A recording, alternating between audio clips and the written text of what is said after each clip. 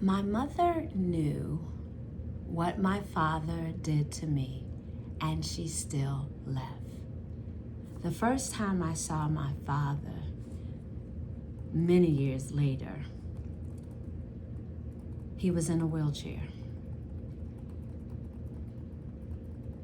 And it was at my mother's funeral. Hi, my name is Minister Faith, and I've been sharing my memoirs in obedience to God. And making this particular video has been a real struggle for me. I am going to do my best. I cannot tell you how many times I have tried to make this video. Someone pushed my father down the aisle until he reached her casket, and then they stopped. For a long moment, he just stared at her. Then something changed in his face. His hand started to rise, trembling, reaching towards her like some reflex he couldn't stop. Like he needed to touch her one more time. And I stood there frozen, watching the man who had destroyed so much of our lives look down at the woman who had finally found the courage to leave him. Because my mother knew what he had done. Just for the record, my mother left my father probably 11 times, but she always came back. But this time she left him. But she left me too. And for years, I believed no one had come looking for me until I discovered that God never left me. Before I begin, I want to offer a gentle note to anyone listening. This story contains references to childhood abuse and family trauma. I share it not to harm or shame anyone, but to tell the truth about my journey, my experience, my memory, and the healing God has brought and will bring into my life.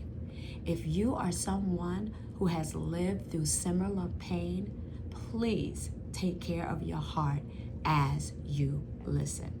Pause if you need to. Breathe if something feels heavy. I also want to say this with love. The people in my story are human beings who carry their own brokenness and wounds.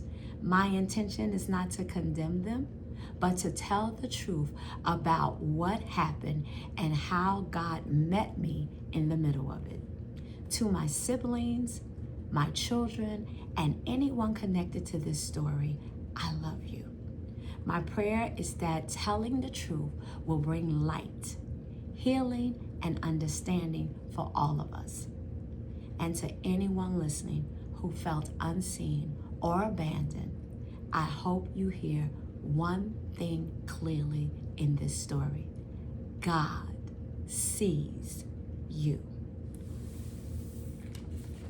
When I left home at 18, she went too. I left home, and a few weeks later, to my understanding, my mother left the state. She took my little brother and sister and crossed the state lines without looking back. She didn't tell me where she was going. She didn't bother to look for me to take me with her.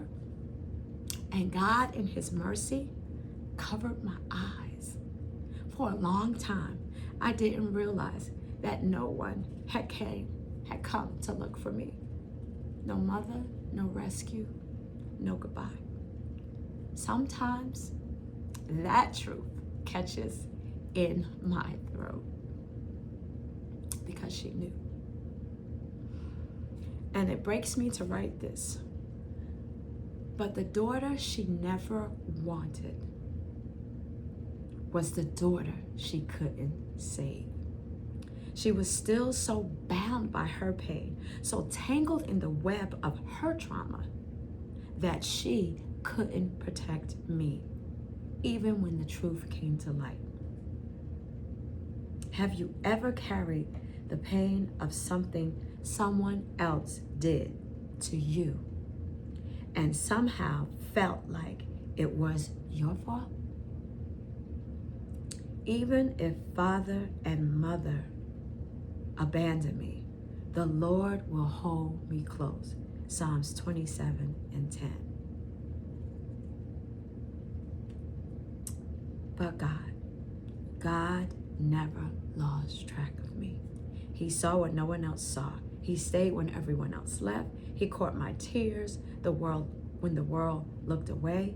His word became the place where I was finally wanted, finally seen. And he is not done writing our stories. My relationship with my mother was never the same again. After I told her the truth and what he had done to me, something in her shifted, but not towards me, but against me. It was as if she couldn't bear to look at me without remembering the man she had finally let go of, the man I made her face.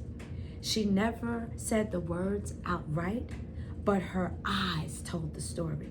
She hated me for not letting her continue to love the man who had twisted her mind into believing she was unworthy of anything better. My mother, who was more brilliant, talented, and had more dignity in her little finger than he had in his whole being, could not escape the prison of self-hate he helped build around her. He cheated on her, abused her, and still somehow convinced her she deserved it. Years later, she would tell me why she left. She said something that lodged itself deep in my soul. I saw myself wanting to slice his throat when he slept. I thought she was defending me. I thought she cared. It took years and the slow courage of writing the truth for me to understand it wasn't about protecting me.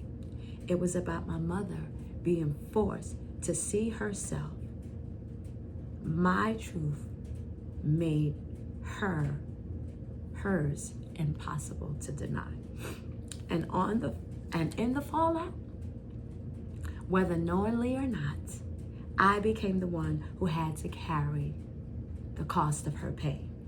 I became the reminder, the interruption, the uninvited mirror.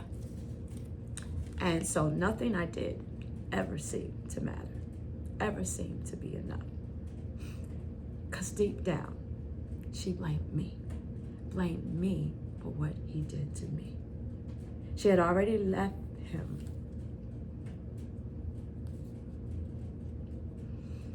The people who should have protected me couldn't, but the God who created me never stopped watching over me.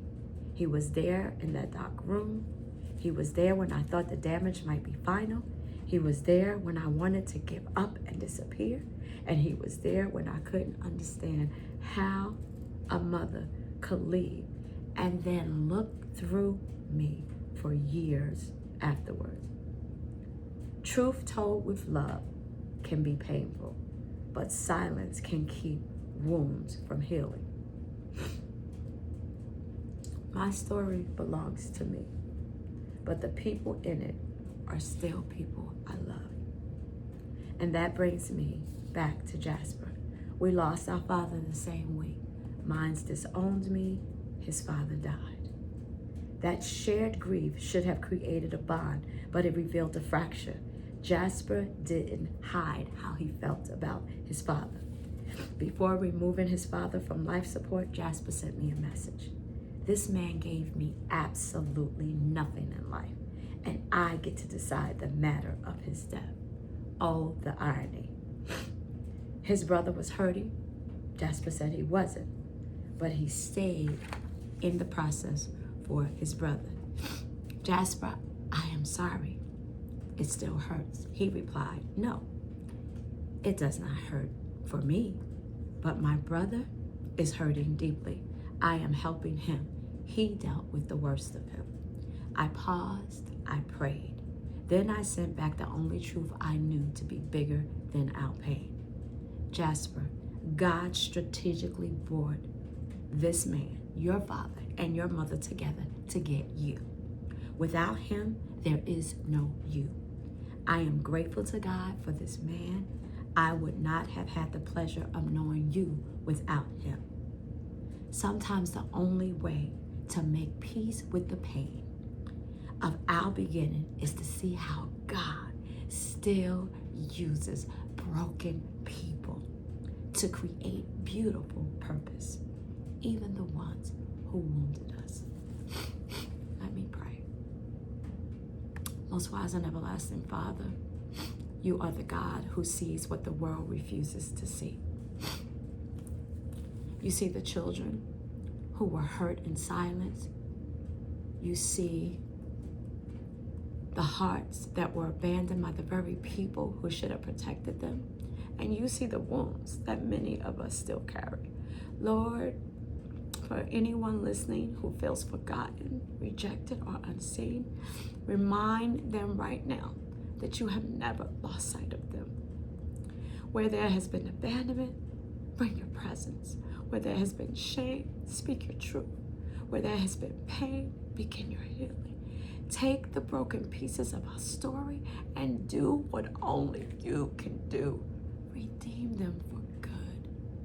Help us realize the weight of what others did to us and place our identity in who you say we are. You say we are loved. You say we are chosen. You say we are seen. And you say we are never alone. I pray for those who might not know you and the pardon of their sin. I pray that they too might be saved. In Jesus' precious name I do pray. To God be the glory. I dare you. I dare you.